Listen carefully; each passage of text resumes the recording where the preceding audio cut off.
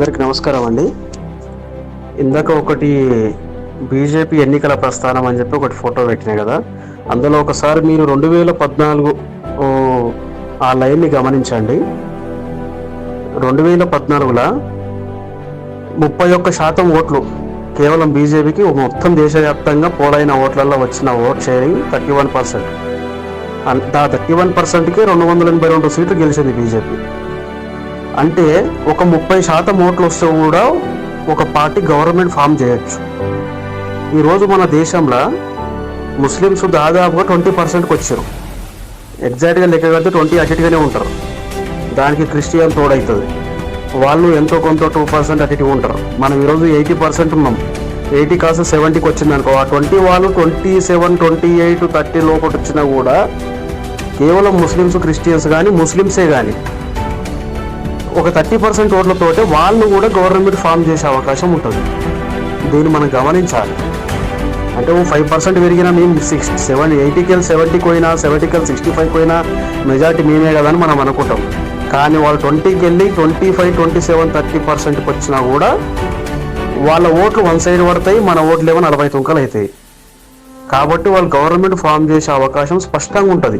ఇది ఎంత దూరం లేదు, ఇంకొక 20 ఏళ్ళు మనం ఆ సిఏ, ఎన్ఆర్సీ, యూసీసీ, ఆ యూనిఫామ్ సివిల్ కోడ్ ఏవి తీసుకురాకుండా వాళ్ళు 4 పెళ్లిళ్ళు చేసుకొని ముగ్గురు కానీ 20 మందిని కనుకుంటా మన మా ముస్లిం అమ్మాయినేమో తొలి పెళ్లి చేసుకుంటాడు, మిగిలిన 2 పెళ్లిళ్ళు 3 పెళ్లిళ్ళు మన హిందూ అమ్మాయిలను ఎత్తుకపోయి సెకండ్ హ్యాండ్ కింద ఉంచుకుంటాడు. దీనివల్ల ఎంత పెద్ద నష్టం జరుగుతుంది మన దేశంలో. ఈ జనాభా ప్రొడక్షన్ జరిగేది కేవలం స్త్రీ నుంచి.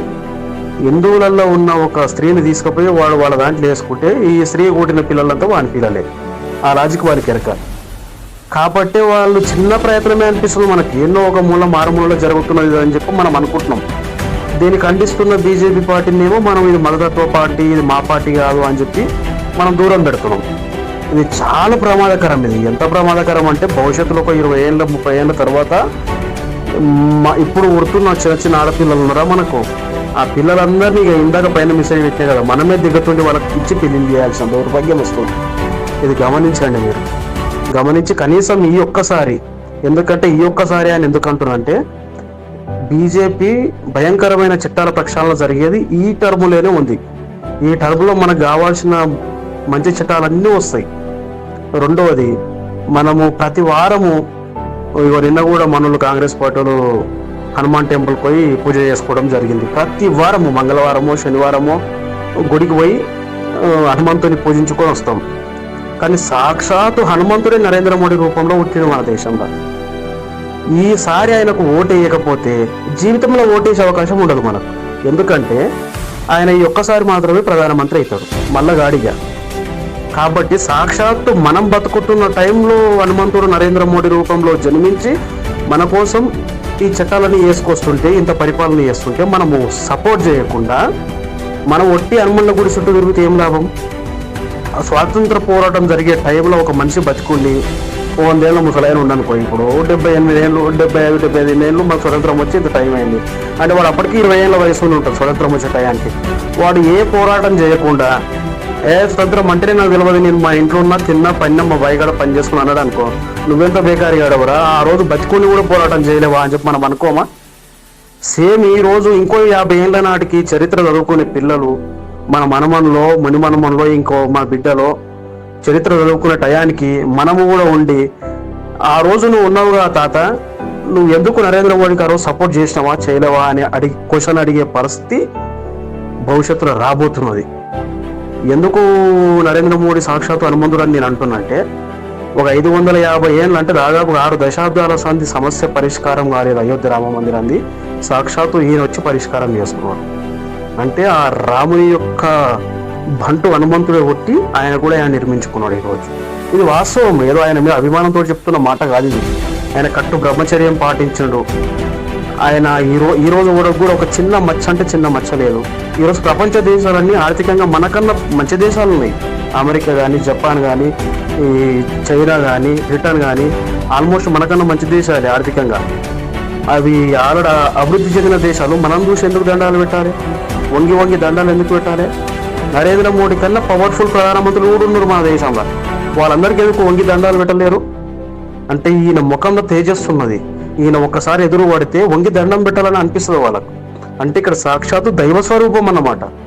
ఆ దైవ స్వరూపం వాళ్ళకి కనిపించి వాళ్ళు గౌరవిస్తారు. ఈ విషయాన్ని మనం గుర్తించాలి, మనకు కనిపించాలి. మన కోసము, మన నెక్స్ట్ జనరేషన్ కోసం ఆయన పోరాటం చేస్తుండ్రు. మీ కాంగ్రెస్ వాళ్ళు కానీ, టీఆర్ఎస్ వాళ్ళు కానీ అందరి దృష్టిలో, ప్రతి ఒక్క హిందూ దృష్టిలో ఈసారి మోడీ రావాలని అందరికి ఉన్నది. ఆ విషయం నాకు కూడా తెలుసు. ఇప్పుడు కాంగ్రెస్ ప్రచారం చేస్తున్న వాళ్ళ లోపల కూడా మోడీయే రావాలి, మోడీకే ఓటేస్తాం లోపల అని చెప్పి వాళ్ళు కూడా అనుకుంటారు కొంతమంది. అయితే ఏమవుతుందంటే మీరు వేస్తుండొచ్చు, కానీ మీరు పోయి ఇంటింటి ప్రచారం చేయడం వల్ల ఏమవుతుంది, కొంతమందికి అవగాహన తక్కువ ఉంటుంది. వాళ్ళు లిమిట్గా వాళ్ళ పనులు వాళ్ళు చేసుకుంటుంటారు, వాళ్ళకి అవగాహన తక్కువ ఉంటుంది. వాళ్ళందరూ ఏం చేస్తారు, అరే పలానా మనిషి మా ఇంటికి వచ్చి కాంగ్రెస్కి ఏమన్నాడు, అరే పలానా మనిషి మా మనిషి వచ్చిన ఆ రోజు నాకు ఆసరా అయ్యిండు, నాకు ఆ రోజు ఆదుకున్నాడు, ఆయన వచ్చి కాంగ్రెస్కి ఏమంటాడు, నేను కాంగ్రెస్కి వేస్తాను అని చెప్పి వేస్తాడు ఆయన. అది నష్టమే కదా. నువ్వేమో ప్రచారంలో తిరుగుకుంటా మోడీకి ఓటేస్తావు, మోడీ గెలవాలని కోరుకుంటావు. నువ్వు ప్రచారం చేసేదేమో వేరే పార్టీకి చేస్తావు. ఇది మన లోకల్ ఎమ్మెల్యే మీద ఉన్న గౌరవం కావచ్చు, పార్టీ కార్యకర్తగా గౌరవం కావచ్చు, చేయాలనిపిస్తుంది. చెప్పండి స్పష్టంగా వాళ్ళకు కూడా, అన్న నువ్వు గెలవాలని నీ కోసం పనిచేస్తాం, ఈరోజు దేశం కోసం పనిచేస్తామన్నా. ప్రతిసారి పార్టీ కోసం ఓటేసుకుంటాం, ఈ ఒక్కసారి భవిష్యత్తు కోసం ఓటేస్తాం. ఎవరి భవిష్యత్తు? మా పిల్లల భవిష్యత్తు. మా పిల్లల భవిష్యత్తు కోసం, మా హిందూ ధర్మం కోసం ఓటేస్తాం. ఈ ఒక్కసారి మమ్మల్ని క్షమిస్తారా, మన్నిస్తారా, ఏమన్నా చేయండి, మీరు తప్పు పడకండి, మేము మీ ఎంబడే ఉంటామని చెప్పి మీ ఎమ్మెల్యే గారికో, మీ టీఆర్ఎస్ అధినాయకునికో, ఇంకెవరికైనా చెప్పండి. ఏ పార్టీలు ఉన్నారో ఆ పార్టీ అధినాయకులు చెప్పండి, పర్వాలేదు. ఈసారి మాత్రం మన హిందూ ధర్మం గెలవాలి, మన భవిష్యత్తు గెలవాలి. ముఖ్యంగా మన దేశం పటిష్టంగా ఉండాలి. ఈ కనీసం ఇక్కడ ఉన్న తుర్కో నిలబడితే ఆ బంగ్లాదేశ్కో, పాకిస్తాన్కో, ఇరాన్కో, ఇరాక్కో, ఏదో ఒక టర్కీకో, దుబాయ్కో బతారు. కనీసం ఆ హైదరాబాద్కి ఎంతమంది పోలేదు దుబాయ్కి? మన హిందువులు నీటికి నిలబడితే ఇంకో దేశం లేదు బతకనికి. మనం దీన్ని గమనించండి. ఎందుకంటే పరిస్థితి పీకులకు వచ్చింది, చట్టాలు బలపడే టైం వచ్చింది. 2/3 అడుగుతుడు మోడీ. మనం స్పష్టంగా మెజార్టీ అందియాలి. ఆ మెజారిటీలో మనది కూడా ఉండాలి, మన నియోజకవర్గం కూడా ఉండాలి, మన నియోజకవర్గంలో మన ఓటు కూడా ఉండాలి ఖచ్చితంగా. ఇలాంటి హనుమంతునికి, ఇలాంటి పటిష్టమైన ప్రధానమంత్రికి నేను ఓటేసినాను గర్వంగా చెప్పుకోవాలి. అదొకటి. ఇంకోటి ఏంది, ఎలా వీడలో స్టేట్ గవర్నమెంట్ కాంగ్రెస్ ఉన్నది. కాంగ్రెస్ పోయి ఆడికెళ్ళి ఫండ్ తీసుకొచ్చే పరిస్థితి లేదు. రేవంత్ రెడ్డి చెప్పింది స్పష్టంగా, ఇక్కడ ఒట్టి బిందెలే ఉన్నాయని చెప్పి. కాబట్టి కనీసం ఇక్కడ మెజారిటీ సీట్లు 10-12 సీట్లు మెజారిటీగా మన మహబూబ్ నగర్ ఏమి, చేవెళ్ళేమి, మన రీజనల్ రింగ్ రోడ్ అనౌన్స్మెంట్ చేశారు కదా, దీని చుట్టూ ఉన్న ఎంపీ సీట్లన్నీ మన బీజేపీ గెలిచింది అనుకో. కనీసం తెలంగాణ ప్రజలు మా బీజేపీ పార్టీకి అన్యాయం చేయలేరు. లోకల్ కోసమని వాళ్ళు కాంగ్రెస్ని గెలిపించుకున్నప్పటికీ వాళ్ళ గుండె నిండా బీజేపీ ఉన్నదని చెప్పి వాళ్ళు గుర్తించి ఇక్కడ వరకు తొందర చేస్తారు. మనం రియల్ ఎస్టేట్ కొలాప్స్ అయ్యి కాలు చేతులు వదిలేసుకొని కూర్చున్నాం ఈరోజు. ఆ విధంగానే మనం ఆర్థికంగా బలపడతాం కదా. గెలిపించింది ఓటు వేసుకొని ఏం చేసుకుంటారు? ఎట్లా మనం నరేంద్ర మోడీ వస్తాడు అలా డౌటే లేదు. వచ్చేటాయాన్ని గెలిపిస్తే అయిపోతుంది కదా. అప్పుడు కొంచెం ఆలోచించండి, కొంచెం గమనించండి. ఎన్నో దాడులు, ఎన్నో అన్యాయాలు జరుగుతున్నాయి. లవ్ జిహాదులు ఈ మధ్యలో ఎక్కువైనాయి. దాన్ని గుర్తించండి. గుర్తించి ఏ విధంగా సపోర్ట్ చేయాలి, కర్ర కాల్చి వాత పెట్టాల్సిన టైం ఏంటంటే ఎలక్షన్లే. సరైన నాయకుడు కోటేస్తే వాళ్ళకి అంతే. 5 ఏళ్ళు మన పని మనం చేసుకుంటాం. ఒకనాడు మనం దేశం కోసం ఆలోచిస్తే మిగిలిన 5 ఏళ్ళు వాడు పని చేస్తాం. కాబట్టి ఆలోచించండి, అందరూ మౌనంగా ఉండండి. ఇతర పక్షాలన్నీ బహిర్గతంగా కొందరు సపోర్ట్ చేయలేకపోతారు. సురేంద్ర బాబు నేను నిజంగా యాక్సెప్ట్ చెప్తున్నా. ఆయన కాంగ్రెస్ పార్టీలో ఉండి బహిర్గతంగా కాంగ్రెస్ కండువతోనే చచ్చిపోతా అన్న మనిషి ఈరోజు మోడీ గెలవాలని చెప్పి బహిర్గతంగా మాట్లాడుతున్నా. నేను చాలా సంతోషిస్తున్నా ఆ విషయంలో. కాబట్టి కొందరు వీలైతే సపోర్ట్ చేయండి బహిర్గతంగా, సపోర్ట్ చేయలేకపోతే మౌనంగా ఉండండి. ఆ ఎమ్మెల్యే ఏమనుకుంటాడో, ఎంపీ అభ్యర్థి ఏమనుకుంటాడో, మా పార్టీ రేవంత్ రెడ్డి ఏమనుకుంటాడో అనుకుంటే రేపు నీ పిల్లలు ఏమనుకుంటారో ఆలోచించు నీ గురించి. మా నాయన ఉండి కూడా మా హిందూ ధర్మాన్ని నిలబెట్టుకోలేక ఈరోజు మా పరిస్థితి దారుణంగా అయింది. మీ మైనార్టీలమైనమో వేరే వాళ్ళు టోపీగాడు మెజార్టీ అయింది అని చెప్పి వాళ్ళు అనుకునే పరిస్థితి రాకుండా ఈరోజు ఆలోచన చేయండి. కొంచెం ఈసారి ఖచ్చితంగా ఏది ఏమన్నా కానీ అందరం స్పష్టంగా మోడీకే ఓటేస్తాం. ఆయన ఎట్లా గెలుస్తాడు, ఆయన ఎట్లా ప్రధానమంత్రి అయ్యాడు, నా ఒక్క ఓటు వేయకపోతే కాడా నేను నా పార్టీకి వేసుకుంటాను కొందరు అనుకుంటున్నట్టున్నారు. కొందరు అభ్యర్థిని చూస్తారు. అభ్యర్థి మంచోడు కాదు భయ్, లేకపోతే వేస్తుంటే అని. అరే అభ్యర్థి అనేటోడు ఒక పోస్ట్ మ్యాన్. నువ్వు రాసిన లెటర్ని ఆ పోస్ట్ మ్యాన్ ఎవరికి చేరాలో వానికి అందిస్తారు, తీసుకుపోయి అంతే. సేమ్ నువ్వు వేసిన ఓటును తీసుకుపోయి మోడీకి అప్పచెప్పేటోడే అభ్యర్థి. కాబట్టి అభ్యర్థిని చూడకండి దయచేసి, మోడీని చూడండి, మన ధర్మాన్ని చూడండి. ఖచ్చితంగా ప్రతి ఒక్కరి ఓటు ఈసారి బీజేపీకి ఇవ్వాలని మనస్ఫూర్తిగా కోరుకుంటున్నా. పోలింగ్ డేట్ ఎన్నడూ వస్తుందా, పోలింగ్ ఎప్పుడు స్టార్ట్ అవుతుందా ఆ ఉదయమే ఓటేతామా అని చెప్పి ఉత్సాహంతో ఎదురు చూస్తున్న వ్యక్తిని నేను. నాలాగానే ప్రతి ఒక్కరూ ఎదురు చూస్తారని నేను భావిస్తున్నా. ఈసారి మాత్రం పార్టీ కోసము, మీ వ్యక్తుల కోసం కాకుండా భవిష్యత్తు కోసం, మన పిల్లల కోసం, మన ధర్మం కోసం ఓటేసుకోవాలని చెప్పి భావిస్తున్నా. మీరు అలాగే నిర్ణయం తీసుకుంటారని చెప్పి ఆశిస్తున్నా. కాబట్టి ఒకటి గమనించండి, ఒక వారం మిస్ అయితే మళ్ళా వారం గుడికి పోతాము. చేయలేమి, మన మోడీ గెలవాలని చెప్పి ఈరోజు ఆలోచన చేయండి. కొంచెం ఈసారి ఖచ్చితంగా ఏది ఏమన్నా కానీ అందరం స్పష్టంగా మోడీకే ఓటేస్తాం. ఆయన ఎట్లా గెలుస్తాడు, ఆయన ఎట్లా ప్రధానమంత్రి అయ్యాడు, నా ఒక్క ఓటు వేయకపోతే కాడా నేను నా పార్టీకి వేసుకుంటాను కొందరు అనుకుంటున్నట్టున్నారు. కొందరు అభ్యర్థిని చూస్తారు, అభ్యర్థి మంచోడు కాదు పోయి లేకపోతే వేస్తుంటే అని. అరే అభ్యర్థి అనేటోడు ఒక పోస్ట్ మ్యాన్.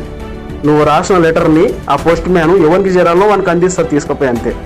సేమ్ నువ్వు వేసిన ఓటును తీసుకుపోయి మోడీకి అప్పచెప్పేటోడే అభ్యర్థి. కాబట్టి అభ్యర్థిని చూడకండి, దయచేసి మోడీని చూడండి, మన ధర్మాన్ని చూడండి. ఖచ్చితంగా ప్రతి ఒక్కరి ఓటు ఈసారి బీజేపీకి ఇవ్వాలని మనస్ఫూర్తిగా కోరుకుంటున్నా.